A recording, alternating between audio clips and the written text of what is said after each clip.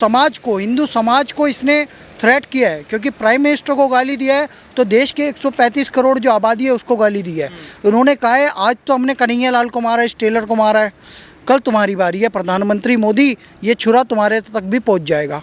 मुझे नहीं लगता है, देखो पहली बात तो इन्होंने आतंकवादी गतिविधि कर दी, प्रधानमंत्री को थ्रेट देना मतलब देश को थ्रेट देना। इन्होंने जाके जिहादी नारे लगाए, अपने कपड़े सिलवाने के बहाने कन्हैया लाल तेली है उसका नाम, उदयपुर का रहने वाला है। उसके बेटे ने स्टेटस अपडेट किया था नुपुर शर्मा के समर्थन में, हत्या उसकी कर दी गई कपड़े सिलवाने के बहाने। मुझे तो लगता है सुओ मोटो लेना चाहिए माननीय सुप्रीम कोर्ट को कि इस देश में देश संविधान से चलेगा, इस देश में जिहाद और यहाँ पे शरिया कानून नहीं चलेगा। से राजस्थान में एक टेलर की, कन्हैया नाम टेलर की हत्या कर दी जाती है नुपुर शर्मा के समर्थन में। उसका नुपुर शर्मा का जो समर्थन करने पर एक टेलर की हत्या कर दी जाती है, गला काट के उसकी हत्या कर दी जाती है और प्रधानमंत्री को भी धमकी देते हैं। कैसे देखते हैं पूरे मामले को? ये बहुत ही निंदनीय मामला है, क्योंकि नुपुर शर्मा को जिस व्यक्ति ने फंसवाया था, कल दिल्ली पुलिस ने उसे अरेस्ट किया। उसका नाम है मोहम्मद जुबैर। वो तथाकथित फैक्ट चेकर है और हिंदू विरोधी है घोर, और उसने ऐसे ऐसे पोस्ट डाले जिसकी वजह से दिल्ली पुलिस ने 4 दिन की उसकी रिमांड भी मांगी। आप सोचो, एक व्यक्ति ने आधा वीडियो चलाया, तस्लीम रहमानी जो एसडीपीआई का प्रवक्ता है जिसने महादेव को गाली दी, वो वाला एंगल तो उसने दिखाया नहीं, पर मोहम्मद के लिए 2 शब्द बोले, प्रॉफेट मोहम्मद के लिए 2 शब्द बोले नुपुर शर्मा ने, उसको हाईलाइट करके उसने 70,000 धमकियाँ दिलवा दी, बलात्कार की धमकियाँ दिलवा दी। और उसी की पोस्ट की वजह से बिगड़े जिहादी जो सीधे साधे पंचर लगाने वाले लोग हैं ये, पर कब जिहादी बन गए? जब इनको यह है पता चला हमारे पैगंबर मोहम्मद साहब का अपमान हुआ है, तो वो जिहाद का बीज किसने बोया? जिहाद का बीज बोया सोशल मीडिया के माध्यम से मोहम्मद जुबैर ने। तब जाके इन 2 मोहम्मद, जो ये दोनों लड़कों का नाम मोहम्मद ही है, इन्होंने जाके जिहादी नारे लगाए, अपने कपड़े सिलवाने के बहाने कन्हैया लाल तेली है उसका नाम, उदयपुर का रहने वाला है। उसके बेटे ने स्टेटस अपडेट किया था नुपुर शर्मा के समर्थन में, हत्या उसकी कर दी गई कपड़े सिलवाने के बहाने। पहले इन्होंने वीडियो बनाया और मारते समय मोबाइल जेब में रख लिया, पूरी आवाज़ उसकी रिकॉर्डिंग आई है, हम देख चुके हैं। बड़ा विभत्स मतलब हत्या किया है उन्होंने, जैसे ISIS वाले गला काटते हैं ना, उस तरीके से इन्होंने उसकी गर्दन काटी है। और ये पूरे समाज को, हिंदू समाज को इसने थ्रेट किया है, क्योंकि प्राइम मिनिस्टर को गाली दिया है तो देश के 135 करोड़ जो आबादी है उसको गाली दी है। उन्होंने कहा है आज तो हमने कन्हैया लाल को मारा है, इस टेलर को मारा है, कल तुम्हारी बारी है प्रधानमंत्री मोदी, ये छुरा तुम्हारे तक भी पहुंच जाएगा। मुझे नहीं लगता है, देखो पहली बात तो इन्होंने आतंकवादी गतिविधि कर दी, प्रधानमंत्री को थ्रेट देना मतलब देश को थ्रेट देना। NIA को इसकी ना जांच करनी चाहिए, ना पड़ताल करनी चाहिए। ATS, NIA, Rajasthan police, Delhi police, UP police, जो भी है तुरंत मार दो। अगर तुम नहीं मार पाओगे ना तो ऐसे ही जिहादियों के हौसले बढ़ते रहेंगे। हमने शायद एक बार पहले भी कहा था कि एक बार बंदा गलती बर्दाश्त कर सकता है, 2 बार कर सकता है, तीसरी बार तो रिवोल्ट हो जाएगा। यह रिवोल्ट वाली स्थिति पैदा करने वाली स्थिति। अब बताओ, मैं कहीं काम, मेरा बिजनेस चल रहा है, कोई व्यक्ति मेरे पास आता है और उसने टोपी पहन रखी है, दाढ़ी बढ़ा रखी है। अब मैं क्या कहूँगा गार्ड को, भाई इसकी चेकिंग करो। अब इनकी हर जगह चेकिंग होने लगेगी, फिर ये कहेंगे my name is Khan and I am not a terrorist. समझ ले, my name is Mohammad but I am not a terrorist. इन 2 मोहम्मदों ने आतंकवाद बता दिया कि हम आतंकवादी, हम जिहादी हैं, हम प्रधानमंत्री को भी मार सकते हैं। तो क्या होएगा?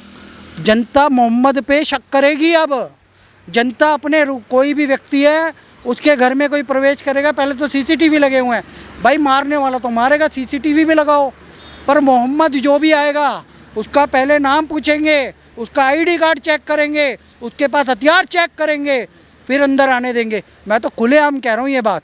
राजस्थान हो, गुजरात हो, उत्तर प्रदेश हो, दिल्ली हो, तेलंगाना हो, आंध्र प्रदेश हो, या कर्नाटक हो, तमिलनाडु हो, केरल हो, कोई भी स्थान हो, भारत के जितने भी राज्य हैं, हर जगह अब इनकी चेकिंग ही करो। जो तुम्हें लगता है साला हरामखोर है, हत्या कर सकता है, क्योंकि जिहादी तो हैं ये, 2 मिनट में भड़क जाते हैं, इनको सच का पता नहीं है। कोई भी मौलाना मौलवी मोहम्मद जुबैर कुछ बोल देता है तो ये हिंदुओं की हत्या करने पहुंच जाते हैं। लेकिन सवाल ये है कि नुपुर शर्मा ने माफ़ी भी मांग ली, फिर भी ये नुपुर शर्मा के पीछे क्यों पड़े हैं? क्या चाहते हैं? आखिर ये अगर कोई सपोर्ट करता है नुपुर शर्मा को, उसकी गला काट के हत्या कर दी जाती है। सर ये जो इन्होंने एक नारा दिया ना, गुस्ताखे रसूल की एक सज़ा, सर तन से जुदा तन सर से जुदा, यह जो नारा ही बड़ा घटिया है। आप इनकी तालीम देखो ना कितनी घटिया है। आप सपोज करो कोई भी एक प्रधानमंत्री है या मुख्यमंत्री है या कोई राष्ट्रपति है, उस पर भी आरोप लगा सकते हैं कि इन्होंने मेरी बेअदबी करी है। आपको मैं पाकिस्तान की घटना याद दिला रहा हूँ, सब सुन लें। पाकिस्तान में श्रीलंका का एक व्यक्ति मैनेजर था मॉल में, उसका जूनियर पोस्ट वाला उससे मैनेजर को टेक ओवर करना चाहता था, उसकी जगह लेना चाहता था। उसने क्या किया, उसके ऊपर बेअदबी का आरोप लगा दिया। पैगंबर मोहम्मद साहब से रिलेटेड या इस्लाम से रिलेटेड कुछ बैनर लगे हुए थे, उस बैनर को उठा के कचरे में फेंक दिया उन लोगों ने। और पता है क्या हुआ, उस श्रीलंका के नागरिक पे आरोप लगा दिया कि इसने बेअदबी की है, इसने हमारे मजहब की अपमान किया है, और उस बंदे को लिंचिंग किया गया। बाद में जांच में पता लगा कि उस बंदे को बड़ी अपने पोस्ट प्राप्त करनी थी, इसलिए उसके खिलाफ साजिश करी। मैं साजिश पे आ रहा हूँ दोबारा। साजिश का मतलब क्या है, कोई भी व्यक्ति किसी पे आरोप लगा देगा, गुस्ताखे रसूल की एक सज़ा, सर तन से जुदा तन सर से जुदा। तुम प्राइम मिनिस्टर को मार दोगे, तुम सुप्रीम कोर्ट के जज को मार दोगे, तुम क्या राष्ट्रपति को मार दोगे, तुम इस देश को थ्रेट कर रहे हो मोहम्मद साहब के नाम से। मुझे तो लगता है सुओ मोटो लेना चाहिए माननीय सुप्रीम कोर्ट को कि इस देश में देश संविधान से चलेगा, इस देश में जिहाद और यहाँ पे शरिया कानून नहीं चलेगा, यहाँ ज़रूरत नहीं है उनकी, और इस पे रिवोल्ट होना चाहिए। अब राजस्थान में इस तरह का कांड हो जाता है, एक गला काट कर हत्या कर दी जाती है नुपुर शर्मा के समर्थन करने पर। लेकिन राजस्थान में इससे पहले की एक घटना नहीं है, उससे पहले भी बहुत सारी घटनाएं होती रही हैं। क्या कि राजस्थान सरकार क्यों एक्शन नहीं ले रही है अब तक? राजस्थान जिहादियों का गढ़ बन चुका है। पहले कोटा में पीएफआई को इन्होंने परमिशन दी थी जिहादियों को। किस चीज़ की परमिशन दी थी? रैली निकालने की। पॉपुलर फ्रंट ऑफ इंडिया एक आतंकी संगठन है, इस देश में चल रहा है, जिसने शाहीन बाग किया एनआरसी के नाम पे, जबकि एनआरसी बिल ना संसद में आया था ना पास हुआ था। सीएए बिल आया था, वो है सिटीजनशिप अमेंडमेंट एक्ट, नागरिकता संशोधन कानून। उन्हीं के ठिकानों पर रेड पड़ी थी, ये सबको पता है। अब उसका इतिहास सुन लो सर। इंडियन मुजाहिदीन इस देश में संगठन था। मुजाहिद का मतलब होता है एक जिहादी, मुजाहिद का मतलब होता है एक इस्लाम का सैनिक, अगर मैं उसे हिंदी में प्रोनाउंसिएशन करूं तो, ठीक है। इस इंडियन मुजाहिदीन पे बैन लगाया कांग्रेस ने। फिर आया सिमी का मतलब होता है student Islamic movement in India, उसके फाउंडर मेंबर शायद कांग्रेस के भी कुछ लोग थे, मैं डायरेक्ट नाम नहीं ले रहा हूँ। भोपाल मध्य प्रदेश से वो शुरू हुआ था, और उसमें क्या हुआ था कि उसको शुरू करने का मकसद ये था कि यहाँ पे आतंकी गतिविधियाँ करी जाए स्टूडेंट के माध्यम से।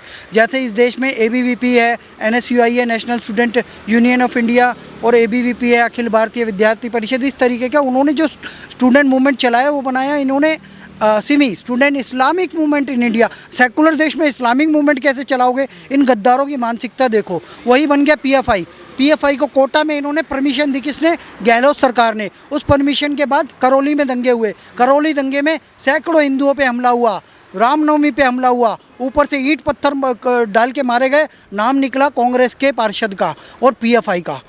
अब समझ रहे हो सर।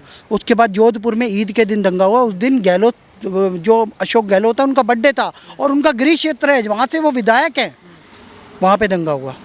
और अब उदयपुर में इतनी हिम्मत कैसे होगी कि इन्होंने गर्दन काट दी कन्हैयालाल तेली की।